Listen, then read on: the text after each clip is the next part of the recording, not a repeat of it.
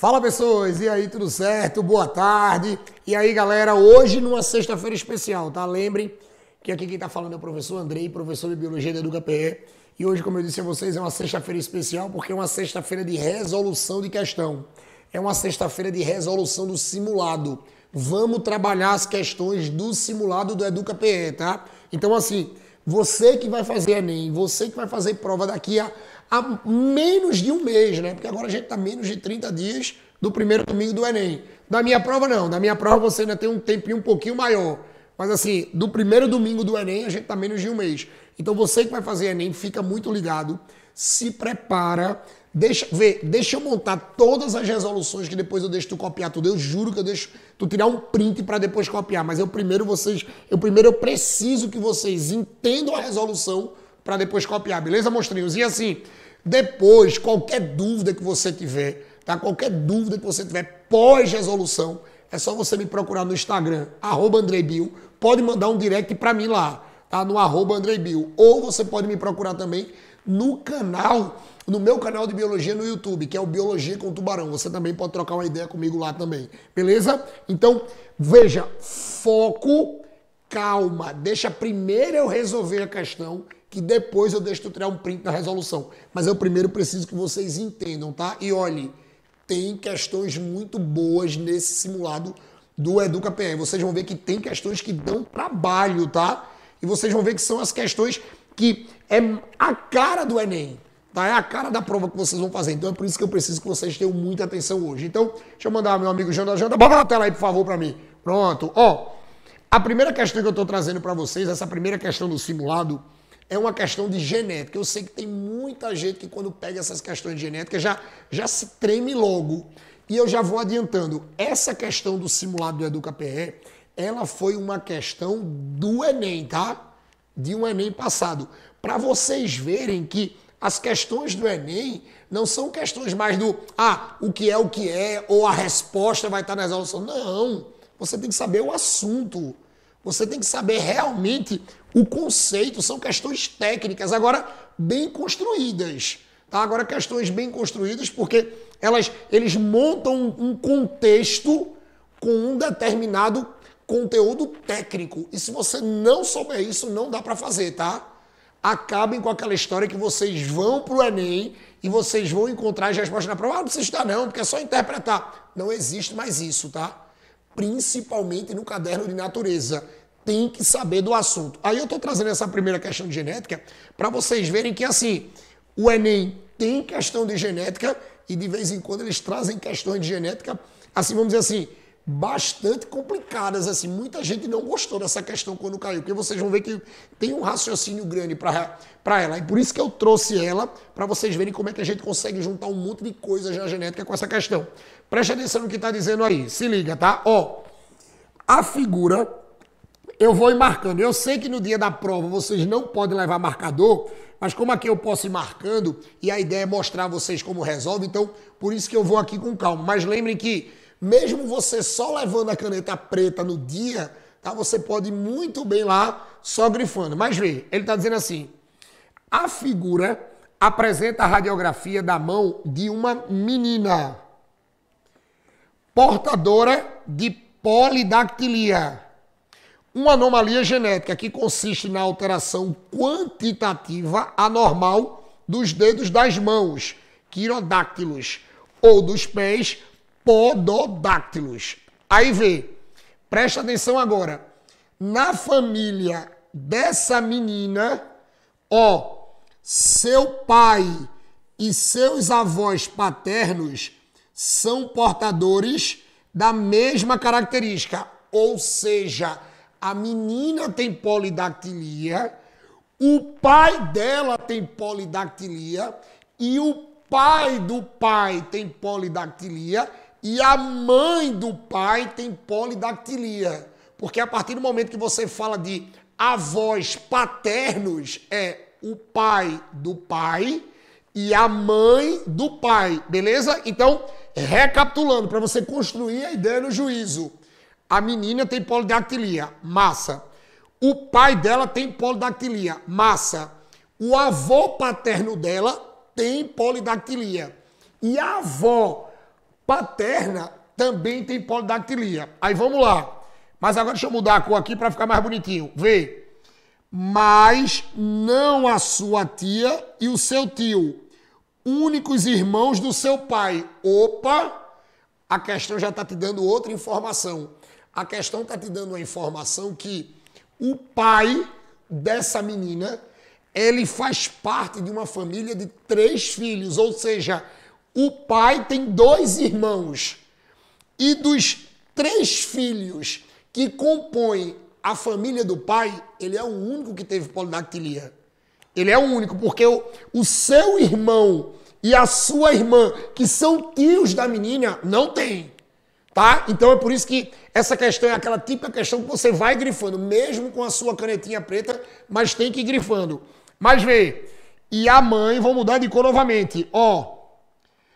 A mãe da menina e o único irmão dessa menina também não apresentam essa característica. Opa, é uma terceira informação. E nessa terceira informação ele está dizendo assim, a mãe da menina é normal para polidactilia. E o irmão da menina, tá? O irmão da menina também é normal para polidactilia. Ou seja, não tem lá a danada da anomalia que vai ter os 6 dedinhos na mão, tá? Então veja, o tipo de herança dessa característica. Aí vamos ver o que a questão está pedindo. Ela está pedindo assim, o tipo de herança dessa característica. Ele quer saber qual é o tipo de herança. E a probabilidade de que os pais da menina tenham um terceiro filho do sexo biológico masculino e com polidactilia são. Veja que aí a gente tem um monte de informação e no final ele quer a probabilidade do pai da menina e a mãe da menina ter um terceiro filho e esse terceiro filho, geneticamente falando, ele seja do sexo masculino e também tenha polidactilia. Então veja, tá? Olhe, depois que você pega isso, a melhor forma de você responder essa questão é montar o famoso heredograma.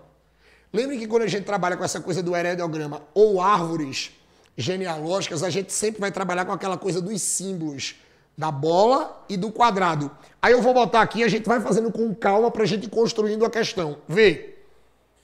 Agora, você pode dizer assim, Andrei, mas essa questão eu só tenho aproximadamente 3 minutos para fazer. Eu sei, tá? Mas depois que você aprende, depois que você pega o mecanismo, outra questão dessa você faz muito rápido. Mas primeiro eu tenho que lembrar isso de vocês. Olha, quando a gente trabalha com os heredogramas, veja, eu vou colocar aqui, trabalhou, ó, com os heredogramas, eu preciso que vocês saibam que os heredogramas são representações gráficas de símbolos. Claro, não dá para relembrar, não precisava saber todos os símbolos agora. Agora tem símbolos que são clássicos. Por exemplo, olhem para mim, viu? Eu preciso que vocês saibam, olhe, de um símbolo que é representado por um quadrado branco, vê, e uma bola branca. O quadrado ou bola, quando você vê que eles estão brancos, isso significa que são indivíduos não afetados, ou seja, indivíduos normais. Então, o quadrado branco, se é quadrado, é do sexo masculino. Se é branco, é porque é não afetado. Ó, é não afetado, não tem a característica. Ou é normal. Não tem a doença. Quando o símbolo é uma bola, veja, quando o símbolo é uma bola, vocês tomem cuidado que a bola sempre vai ser a representação do sexo feminino. Geneticamente falando, a gente está falando de uma menina ou de uma mulher. E se está branco, significa que é não afetado. Ó, não afetado. Mas aí você vai dizer assim, Andrei, mas tem outra representação? Tem. Cuidado que você também pode encontrar assim, ó. Vê. Eu tenho o quadradozinho, o retângulozinho pintado. Quando você pega um quadrado pintado, você sabe que biologicamente o quadrado é do sexo masculino. Se ele está pintado, significa que ele é afetado. Ó, significa que ele é afetado. A mesma coisa para bola. Se você pega a bola, eu tenho aqui uma bola, ó, e essa bola ela também está pintada. Se ela também está pintada, ela também é afetada. E lembrem que a representação da bola é exatamente uma mulher ou menina, biologicamente falando, geneticamente falando, do sexo feminino, claro. Então a gente tem aqui, ó, afetado ou afetada. Sendo que ele está montando aí uma família. Lembre que quando você monta uma família, geralmente você vai fazer assim, ó. Como é que seria uma representação de uma família? Olhe, a representação de uma família, a gente tem assim, um pai, vê, interligado com a mãe, que vai gerar exatamente filhos. Ó, vai gerar filhos. Então eu tenho, ó, pai, mãe, filhos. Então, essa representação aqui, ela corresponde a uma família.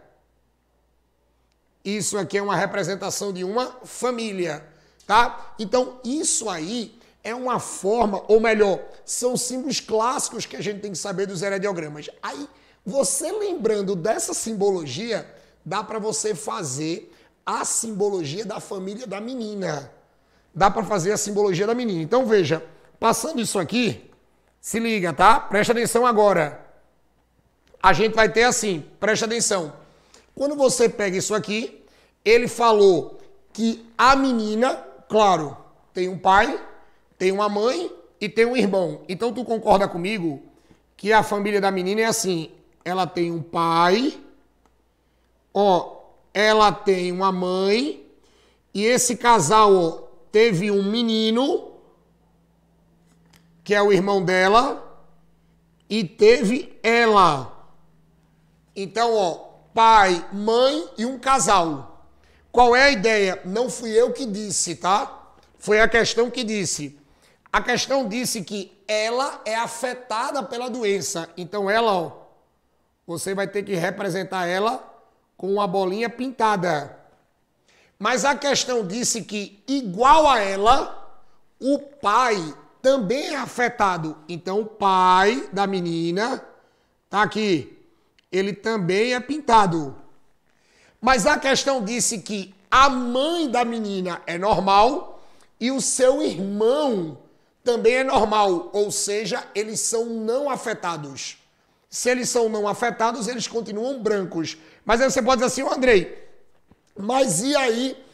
Mas eu me lembro que falou de uma história do avô da avó. Falou. Lembrem que ele disse assim, que o avô paterno da menina e a avó paterna da menina também são afetados. Então eu vou colocar aqui, ó, vê como é que a gente faz, tá? Ó, o avô, a avó. O avô é afetado, é pintado. A avó é afetada, é pintada. Aí você vai ter assim, ó, traço pra cá, teve esse filho. Veja que eu fiz a ligação do filho. Sendo que aí o que é que acontece? Presta atenção. A questão disse que o pai da menina tem 2 irmãos. O pai da menina tem 2 irmãos. Então você tem assim, ó. Eu tenho uma irmã, ó, e um irmão. E a questão disse que o irmão do pai e a irmã do pai são não afetados, ou seja, são normais para a doença. Então, o que é que acontece? Eles vão ter que ser representados com um quadrado e uma bolinha branca, do jeito que está aparecendo aí. Depois que você acaba de montar o herediograma da questão. Eu estou montando o herediograma da questão. Aí você pode dizer assim, tá, beleza, André, tu passasse o maior tempo construindo isso aí, mas isso vai me ajudar em quê? Ô, monstrinho, olha para cá, monstrinha, presta atenção. Depois que você monta isso, nesse caso aí, tem como você determinar quem é dominante, quem é recessivo. Se o normal é dominante ou se o doente é dominante. Se o normal é recessivo ou o doente é recessivo. Sabe por quê? Se você olhar bem aí, Esse pedacinho de herediograma, ele está mostrando 3 gerações. Aí eu vou colocar aqui, ó. Lembrem que as gerações do herediograma, sempre elas são representadas por números em algarismo romano. Aí eu vou colocar, ó, os avós é a primeira geração dessa minha família, 1. Os filhos dos avós, ou seja, os tios e a mãe, são a geração 2 dessa família. E os netos, ó, são a geração 3. Eu tenho assim, 1, 2 e 3. E outra coisa que eu preciso que vocês, depois que você pega isso, sabe como é que facilita também? Bota números em todo mundo. A gente faz assim, preste atenção, você bota números em todo mundo. Aí eu vou ter, ó, na geração 1, eu tenho o indivíduo 1 e o indivíduo 2. Na geração 2, eu tenho o indivíduo 3, o indivíduo 4, o indivíduo 5, o indivíduo 6. E na linha da geração 3, eu tenho o indivíduo 7 e o indivíduo 8. Pronto, agora fica melhor de eu conversar com vocês.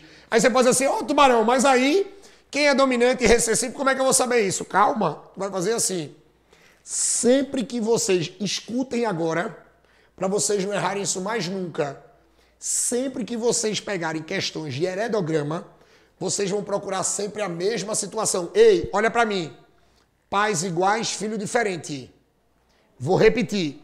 Sempre que vocês montarem esses herediogramas ou o Enem entregar para vocês um herediograma pronto, vocês sempre vão procurar assim, pais iguais, filho diferente. Aí você pode dizer assim, André, como assim pais iguais, filho diferente? Ó, eu preciso que vocês procurem sempre essa situação.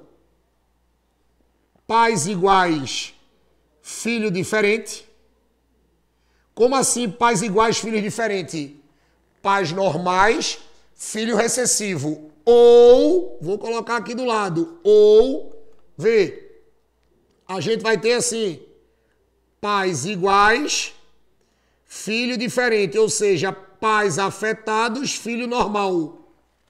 Você pode ter pais normais, filho afetado, ou pais afetados e filho normal. Você pode ver que os filhos, ou melhor, é o inverso do pai, tem a característica oposta. Aí você pode dizer assim, Andrei, e por que eu vou procurar isso? Você vai procurar isso porque, assim, sempre que você achar essa situação, achou ela, acabou o teu problema. Sabe por quê? Porque sempre que você pegar pais iguais, filho diferente, os pais iguais são heterozigóticos, azão, azinho, azão, azinho. O filho diferente sempre vai ser recessivo, azinho, azinho.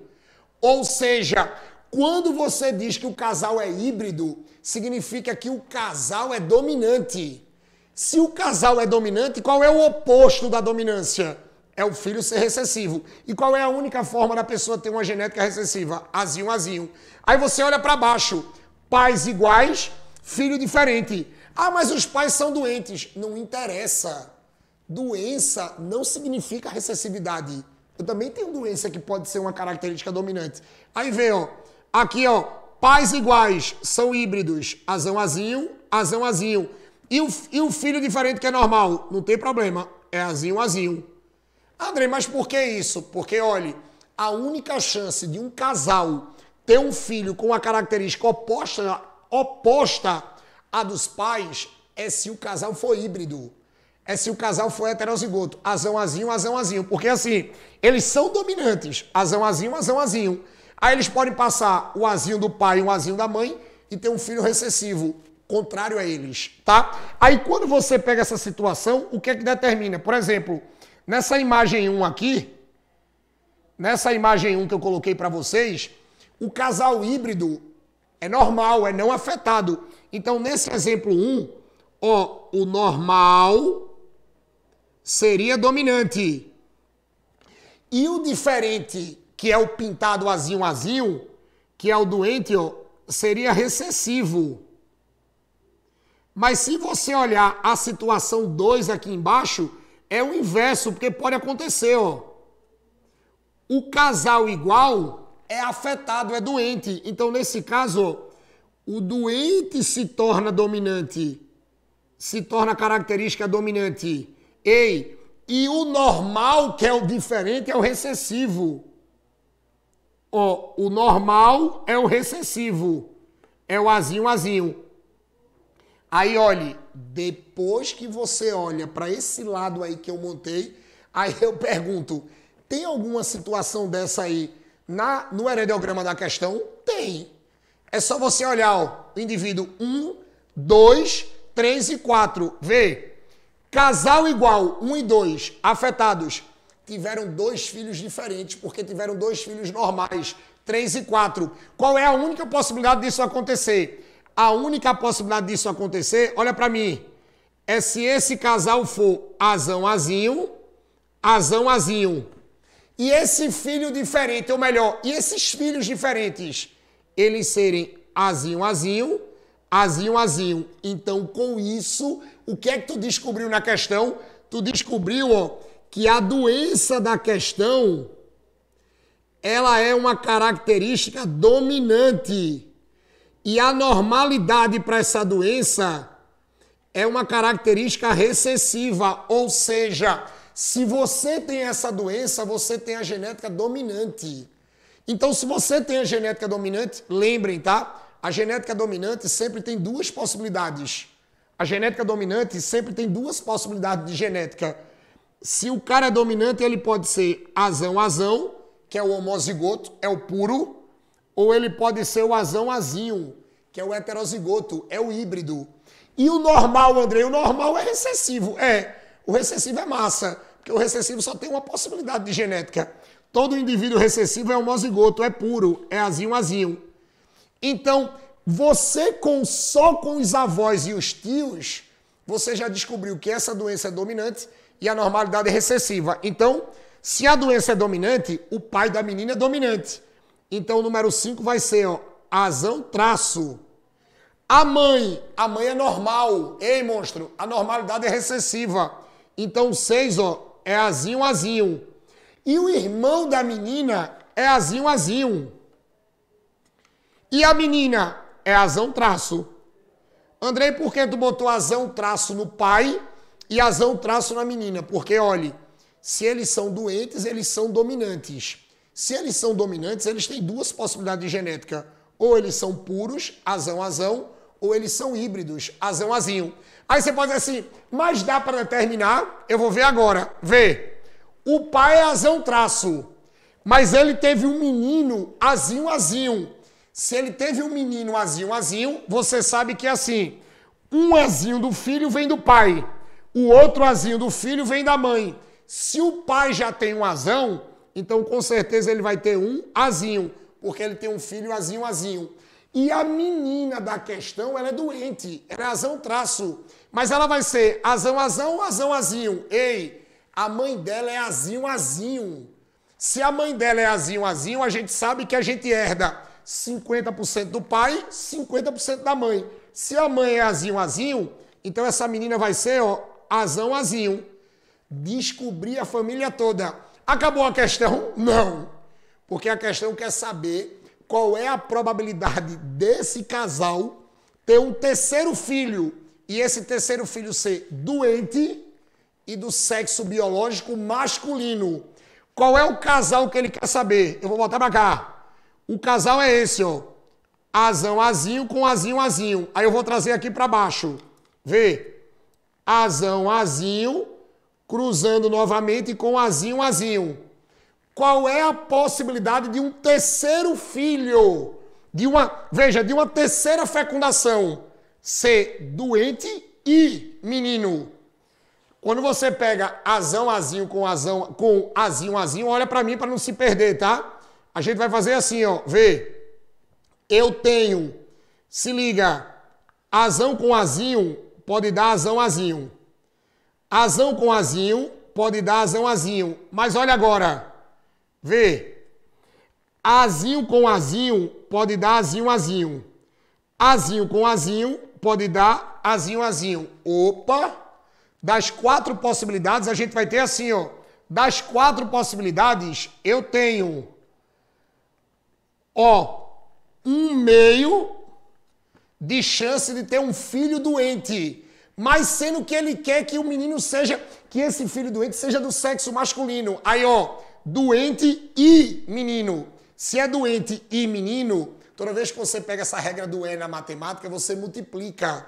Aí você faz, ó, 1/2 de ser doente, olha para mim, vezes, porque a regra do E, uma coisa e outra, vezes 1/2 da possibilidade do sexo ser masculino. Porque lembre que toda vez que eles pedem a probabilidade de ser um sexo ou outro, multiplica por 1/2. Aí, ó, 1/2 vezes 1/2 dá 1/4. 1/4 é a mesma coisa aqui, 25%. Ou seja, a probabilidade de um terceiro filho nascer doente e menino é 25. Aí você pode dizer assim, tá, Andrei, e qual é a herança? A herança é uma herança autossômica dominante. Porque você pode ver que ela dá tanto em homem como mulher, não tem problema nenhum, está nos cromossomos autossômicos, não está nos cromossomos sexuais. Logo, o gabarito dessa questão ficava gabarito letra B. Herança autossômica dominante, porque a doença é dominante, e a probabilidade do terceiro filho ser menino e doente, claro, biologicamente menino, é 25%, tá? Questão massa, né? Para vocês verem que o Enem não é só interpretação, viu? Tem que estar preparado para a prova, beleza? E com isso a gente fecha o primeiro bloco, mas não sai daí não, viu? Porque daqui a pouco a gente tem um segundo bloco com mais questões dessa aí, só questão top, beleza? Beijo, até daqui a pouco, valeu!